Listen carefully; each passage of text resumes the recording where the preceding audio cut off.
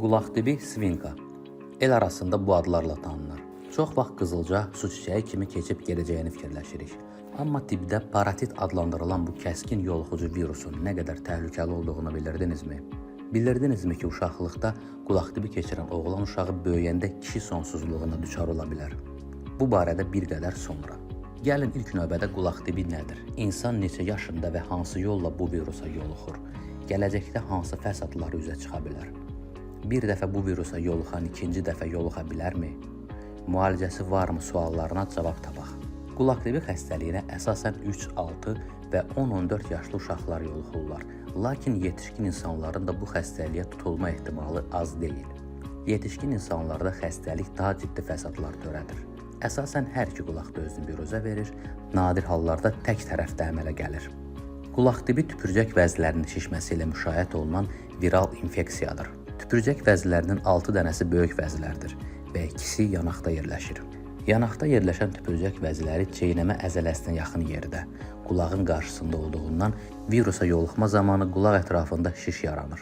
Qulaqdibi xəstəliyinin əlamətləri əsasən özünü limfa düyünlərində şişmə, tüpürcək vəzlərində ağrı və şişmə, xayalarda şişlik və ağrı, baş ağrısı, qızdırmanın qəfildən 40 dərəcəyə yüksəlməsi, yanaqda və çənədə qızarıqlıq, şişkinlik, çeynəmə çətinliyi, əzələ ağrısı, halsızlıq, oynaq ağrıları, iştahsızlıq, çənənin və dilin altında ağrı, şişkinlik, sürətli ürək döyüntüsü, baş gicəllənmə halları ilə göstərir. Qulaqdibinin fəsadları. Qulaqdibinin ən ciddi fəsadı eşitməni təmin edən qulaq ilrizini sıraqdan çıxararaq karlığa səbəb olmasıdır.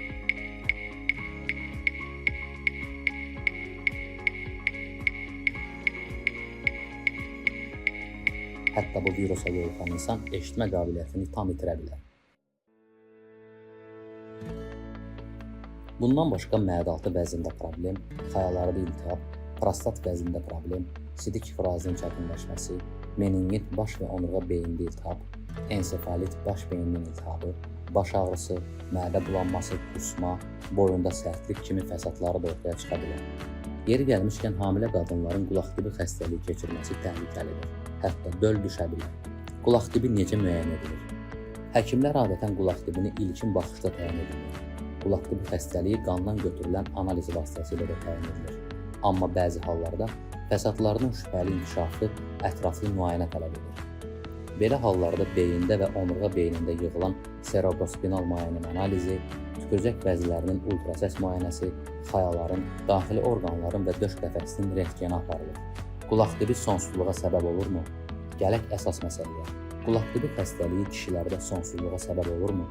Qulaqdibi xəstəliyinin ən təhlükəli tərəfi də məhz elə budur. Məsələ burasındadır ki, qulaqdibi xəstəliyi bəzi hallarda xayaların zədələnməsi ilə nəticələnir. Bu da tibbi adı orfit olan iltihaba səbəb olur. Əksər hallarda xayada iltihablaşma bir tərəfli olur. İki tərəfli olması isə təhlükəlidir. Məhz bu halda qulaqdibinə yoluxan oğlan gələcəkdə kişi sonsuzluğu ilə üzləşə bilər. Xüsusilə ərgənlik dövründə qulaqdibi xəstəliyi keçirən şəxslər üçün bu risk daha böyükdür. Qulaqdibi xəstəliyi keçirən şəxslərdə xayaların tutulması halı baş verir və bu xəstəliyə yoluxanların demək olar ki, 30%-də baş verir. Xəstəliyi keçirən hər 100 nəfərdən 50-sində xayaların əvvəlkinə nisbətdə 2-3 dəfə kiçilməsi müşahidə edilir. Bu da sperma ifrazında pozuntuya səbəb olur. Hətta azospermiya, yəni ümumiyyətlə spermanın olmaması halı meydana çıxır. Atrofiya adlanan bu vəziyyət, yəni xayaların kiçilməsi, cinsi istəyin azalması, kökəlmə kimi problemlərə səbəb olur. Buna görə də xəstəlik ərəfəsində xəstənin xayalarının yuxarı saxlanılması, soyuq kompres məsləhət görülür. Diqqət edilməli başqa bir məqam da var. Xayalarda iltihablaşma prosesi tüpürcək vəzlərinin şişməsindən 4-8 gün sonra başlayır. Tibbi tədqiqatlar göstərir ki, qulaqdibi xəstəliyindən yaranan kişi sonsuzluğu təxminən 5-15% arasındadır. Bununla belə xəstəlik səbəbi ilə xayaların hər ikisində iltihab yaranan şəxslərin 70% risk altında olur. Yalnız xayalardan birində iltihab olarsa, onda xəstələrin 20%-də sonsuzluq müşahidə edilir. Xəstəlik yeniyetməlik və yetkinlik dövründə baş verərsə, sonsuzluq ehtimalı da artır. Tədqiqatlar göstərir ki, qulaqdibinə yoluxan hər 5 xəstədən birində xayalarda iltihab baş verir. Mütəxəssislər məsləhət görürlər ki, bu xəstəlik keçirən oğlanlarda xayalarda iltihablaşma baş veribsə, sperma müayinəsi, ultrasəs müayinəsi, zəruri hallarda isə xayaların biopsiyası təyin edilir. Bundan başqa qulaq tibi xəstəliyi nəticəsində sonsuzluğa düçar olan şəxslərdə testosteron səviyyəsinin azalması müşahidə edilir. Həmçinin follikul stimullaşdırıcı və lüteinizləşdirici hormonların səviyyəsi normal olmur. Qulaq tibinin müalicəsi. Bu xəstəliyin konkret müalicə üsulu yoxdur. Əsasən xəstənin immunitetinin gücü sayəsində aradan qalxır. Əsasən bir problem olmadan keçib gedir. Amma əvvəldə qeyd etdiyimiz kimi ciddi fəsadları da ortaya çıxa bilər. Ona görə də qulaq tibi olan xəstənin vəziyyəti izlənilməlidir. Məsələn, xəstənin qulaqları eşitməyə bilər, qulaqlarda səs-küy əmələ gələ bilər. Bu zaman antiviral dərmanların müalicəsinə start verilir. Xəstəlik 1 həftə 10 gün ərzində sağalır. Yoluxmuş bir xəstə xəstəliyin ilk əlamətləri görünməzdən əvvəl də daxil olmaqla 10 gün ərzində infeksiyanı yaymağa qadirdir. Bundan başqa qulaq tibinə qarşı peyvənd də var. Bu xəstəliyə qarşı ən təsirli metod peyvənd hesab olunur. Qızılca, məxmərək və qulaq tibi xəstəliyi üçün nəzərdə tutulan peyvənd 1 və 6 yaşlı uşaqlarda aparılır. Bir sözlə qulaq tibi xəstəliyinin gələcək fəsadlarından qaçmaq üçün peyvəndə yox deməyin.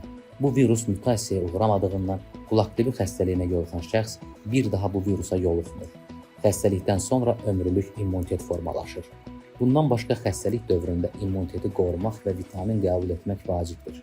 Həm oğlanlar, həm də qızlar üçün gigiyena qaydalarına riayət etmək mütləqdir. Xəstələrə həmçinin duzlu qarqara etmək, şişən yerlərə isti və soyuq kompreslər qoymaq, bol su içmək, acılı, ədviyyatlı qidalardan, şokoladdan imtina etmək, sulu xörəklərə üstünlük vermək məsləhət görülür.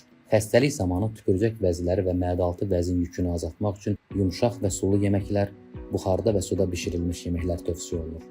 Duzlu, qızardılmış, yağlı, hisə verilmiş yeməklərdən imtina məsləhətdir. Bir sözlə qulaq tibi xəstəliyi sıradan xəstəlik deyil. Övladınız, xüsusilə oğlan uşaqları bu virusa yoluxsa, ciddi yanaşmaq, həkimə müraciət etmək lazımdır.